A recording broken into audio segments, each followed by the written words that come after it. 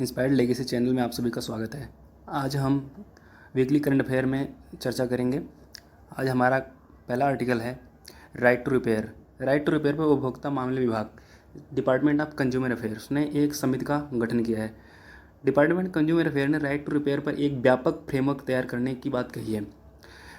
इसका उद्देश्य ये होगा कि सतत उपभोग के माध्यम से लाइफ फॉर इन्वायरमेंट, जिसे लाइफ मूवमेंट के नाम से जाना जाता है, पर बल दिया जाना तय किया गया है। पहचान की गई इसके अंतर्गत आने वाले प्रमुख क्षेत्र हैं कृषि उपकरण, उपभोक्ता वस्तुएं, ऑटोमोबाइल तथा उपकरण, मोबाइल फ़ोन और टैबलेट। राइट टू रिपेयर आंदोलन निर्माताओं से उपभोक्ता को ऑथेंटिकेट जो जरूरी टूल्स हैं उपलब्ध कराने की आवाज़ उठाता है, जिससे कंज्यूमर किसी भी वर्कशॉप पर अपने उपकरण की मरम्मत करवा सकता है। राइट टू रिपेयर के लिए मान्यता प्राप्त जो प्रमुख देश हैं उसमें यूएसए है, यूके है, यूरोपियन यूनियन सहित अन्य देश शामिल हैं। ये आवश्यक क्यों है? उपकरणों की मरम्मत करने वाली जो छोटी वर्कशॉप हैं उनको बढ़ावा दिया जाना इसका प्रमुख उद्देश्य के अंतर्गत शामिल किया जाता है। वर्तमान में उपकरण योजनाबद्ध अप्रचलन की संस्कृति के तहत बाजार में लाए जाते हैं और ये इस तरह डिजाइन किए जाते हैं कि एक निश्चित समय के बाद इन्हें बदलना पड़ता है। पर्यावरण पर इससे दबाव कम होगा, धन और समय की बचत होगी। चिंताएं इसके अंतर्गत कौन कौन सी हैं? एप्पल, टेस्ला जैसी बड़ी जाइंट जो टेक कंपनियां हैं इनका तर्क है कि राइट टू रिपेयर से थर्ड पार्टी जो है, तीसरा पक्ष जो है, उनके इंटेलेक्चुअल प्रॉपर्टी राइट्स यानी बौद्धिक संपदा अधिकार तक पहुंच आसान हो जाएगी, जिससे उनकी कंपनियों पर खतरा मंडरा सकता है।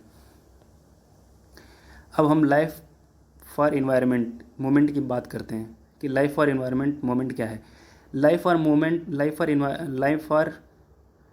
इन्वायरमेंट का विचार जो है UNFCCC United nation framework on convention on climate change, संयुक्त राष्ट्र जलवायु परिवर्तन सम्मेलन के COP यानी कॉन्फ्रेंस ऑन पार्टीज 26 2021 के दौरान भारतीय प्रधानमंत्री ने प्रस्तुत किया था। इसका विजन ऐसी जीवन शैली अपनाने पर जोर देता है जो हमारे ग्रह के अनुरूप हो और इसे हानि न पहुंचाए। ऐसी जीवन शैली वाले लोगों को प्रो प्लैनेट पीपल यानी P3 कहा जाता है। मिशन शक्ति, अगला आर्टिकल हमारा है मिशन शक्ति। महिला सशक्तिकरण के लिए एक एकीकृत कार्यक्रम है जो एक अम्ब्रेला योजना के अंतर्गत काउंट किया जाता है। अम्ब्रेला योजनाएं वे योजनाएं होती हैं जिसके अंतर्गत उनके सम्मिलित जितनी भी योजनाएं होती हैं उन सारी योजनाओं को सम्मिलित किया जाता है। यानी एक अम्ब्रेला यानी एक छाते के अंदर उन सारी जितने भी सम्मिलित योजनाएं हैं उनको शामिल कर दिया जाता है, तो उन्हें अम्ब्रेला योजनाओं के अंतर्गत काउंट किया जाता है। 15वें वित्त आयोग की अवधि 2021-22 से 2025-26 के दौरान लागू किया जाना तय किया गया है। इसके अंतर्गत आने वाले प्रमुख बिंदु हैं महिलाओं पर देखभाल के बोझ को कम करना, श्रम बल में महिलाओं की भागीदारी को बढ़ाना, महिलाओं के कौशल विकास पर जोर देना, उनकी क्षमता निर्माण पर जोर देना, वित्तीय साक्षरता और सूक्ष्म ऋण तक जो है माइक्रो फाइनेंस तक उनकी पहुंच को आसान बनाना। इसके अंतर्गत 2 उपयोजनाएं भी शामिल हैं। पहली है संबल, महिलाओं की सुरक्षा के लिए संबल योजनाएं कार्य करेंगी, जिसके अंतर्गत वन स्टॉप सेंटर्स, महिला हेल्पलाइन, बेटी बचाओ बेटी पढ़ाओ योजनाएं शामिल हैं। नारी अदालत भी इसी के अंतर्गत शामिल है, जिसमें लैंगिक न्याय हो गया, समाज परिवार के भीतर वैकल्पिक विवाद समाधान के अंतर्गत इन सारी इस उपयोजना के अंतर्गत शामिल किया जाता है। जबकि सामर्थ्य योजना जो है महिलाओं के सशक्तिकरण के लिए तैयार की गई है। इसके अंतर्गत उज्ज्वला स्वाधार गृह, कामकाजी महिला छात्रावास, राष्ट्रीयकृत शिशु गृह। जबकि इंटीग्रेटेड चाइल्ड डेवलपमेंट स्कीम यानी ICDS के तहत प्रधानमंत्री मातृत्व वंदना योजना, ये महिला शक्ति केंद्र और महिला पुलिस वॉलंटियर्स योजनाएं बंद कर दी गई हैं। इसके वित्त पोषण की अगर बात करें तो संबल योजना के अंतर्गत जो भी वित्त पोषण किया जाना है वो 100% केंद्र सरकार द्वारा किया जाएगा। जबकि सामर्थ्य योजना जो है उसमें जो केंद्र और राज्य का योगदान रहेगा, इसमें केंद्र 60% और 40% राज्य का रहेगा। और इसमें कुछ केंद्र शासित प्रदेश में शामिल है। जो केंद्र शासित प्रदेश हैं उसमें जो है ये भी सम्मिलित किया जाना है। 90-10 का जो रेशियो रहेगा उसके अंतर्गत जो उत्तरी पूर्वी राज्य हैं उसमें शामिल किया गया है। जबकि बिना विधानसभा वाले जो भी केंद्र शासित प्रदेश हैं वहाँ पे 100% जो है वहन करने का जिम्मेदारी केंद्र सरकार के ऊपर है। I2U2 शिखर सम्मेलन, I2U2 में ही जो है इसके सदस्य देश शामिल हैं। जो I2U2 है उसके नाम में ही ये सारी चीज़ें इसके सदस्य देश शामिल हैं, जैसे भारत हो गया, इजराइल हो गया, UAE होगा, USA हो गया। इसे वेस्ट एशिया क्वाड के नाम से भी पहचाना जा रहा है। इसके प्रमुख उद्देश्यों के अंतर्गत अगर हम बात करें तो परस्पर साझा हितों पर चर्चा करना, व्यापार में आर्थिक हितों को मजबूत करना, संबंधित क्षेत्रों में निवेश को बढ़ावा देना। 6 महत्वपूर्ण क्षेत्र अंतर्गत इसके जल हो गया, ऊर्जा हो गया, परिवहन हो गया, अंतरिक्ष हो गया, स्वास्थ्य और खाद्य सुरक्षा शामिल हैं। I2U2 का प्रथम उल्लेख इजराइल और UAE के बीच अब्राहम एकॉर्ड में 2021 में किया गया था। अगला आर्टिकल है ग्रेट इंडियन बस्टर्ड, पर्यावास। इनका निवास स्थान कहाँ कहाँ पर है, जैसे शुष्क और अर्ध शुष्क घास मैदान, कांटेदार झाड़ियों वाला खुला क्षेत्र, लंबे घासों से युक्त कृषि भूमि क्षेत्र। राजस्थान में सबसे अधिक संख्या भारतीय उपमहाद्वीप की स्थानिक प्रजाति ग्रेट इंडियन बस्टर्ड को माना जाता है और सबसे अधिक जनसंख्या राजस्थान में पाई जाती है। राजस्थान में इसे गोदावन यानी गोडावन के नाम से भी जाना जाता है, ये चीज़ याद रखिएगा आप लोग। International union for conservation of nature यानी IUCN स्टेटस इसका जो है क्रिटिकली इंडेंजर्ड है। प्रमुख स्थल इसके अंतर्गत डेजर्ट नेशनल पार्क राजस्थान का, गुजरात का नलिया, महाराष्ट्र का वरोरा और कर्नाटक का बेल्लारी। अगला आर्टिकल हमारा है बिल्ड ऑपरेट ट्रांसफ़र। सड़क अवसंरचना को बनाने के लिए, निर्मित करने के लिए ये अलग अलग तरीके के मॉडल हैं, इस पर हम चर्चा करेंगे।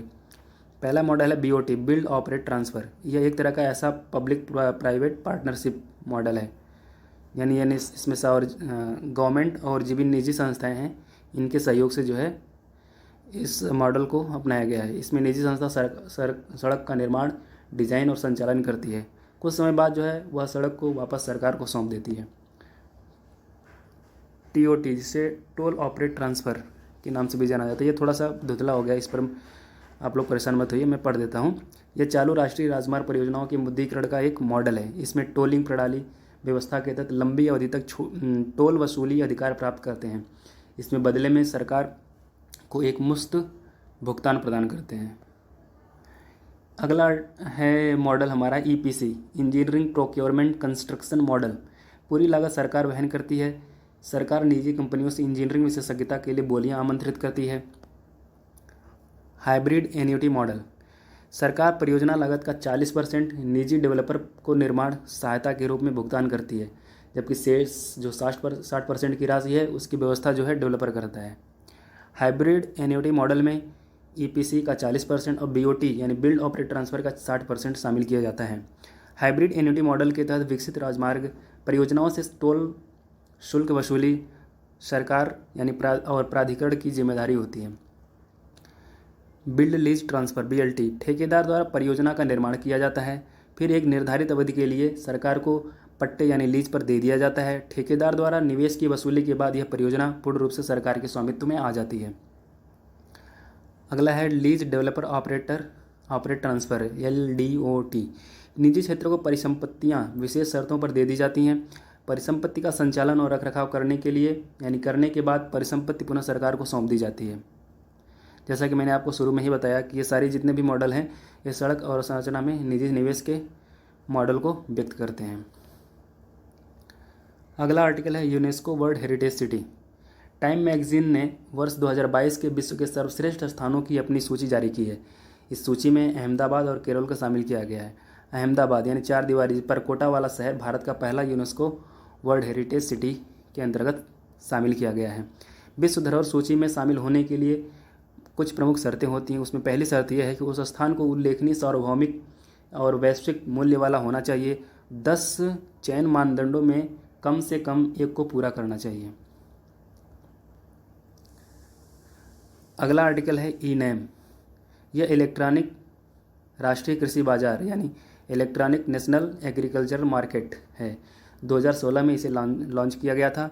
यह एक तरह का Akhil Bharatiya electronic trading portal है। कृषि उत्पादों के लिए एकीकृत राष्ट्रीय बाजार बनाने के लिए एग्रीकल्चरल प्रोड्यूस मार्केट कमेटी यानी एपीएमसी मंडियों को जोड़ने में मदद करता है। लागू करने वाली जो एजेंसी है एसएफएसी, लघु कृषक कृषि व्यापार संघ, यह जो है कृषि एवं किसान कल्याण मंत्रालय के अंतर्गत आने वाली एजेंसी है। अगला आर्टिकल है समर्थ, ताप विद्युत संयंत्रों में बायोमास के उपयोग पर राष्ट्रीय मिशन। विद्युत मंत्रालय ने वर्ष 2021 में लॉन्च किया था इसे। इसका उद्देश्य यह है कि विद्युत उत्पादन के लिए कृषि अवशेषों के उपयोग को बढ़ावा दिया जाएगा ताकि जीरो कार्बन एमिशन प्राप्त किया जा सके। यह सभी ताप विद्युत संयंत्रों के लिए विद्युत उत्पादन के लिए कोयले के साथ साथ 5 से 10% बायोमास के उपयोग को अनिवार्य बनाता है। यह बॉयलरों को डिजाइन करने में, अनुसंधान और विकास को कार्य को बढ़ावा देने में मदद करता है। बॉयलर और बायोमास पेलेट्स में सिलिका और क्षार की अधिक मात्रा को नियंत्रित करता है।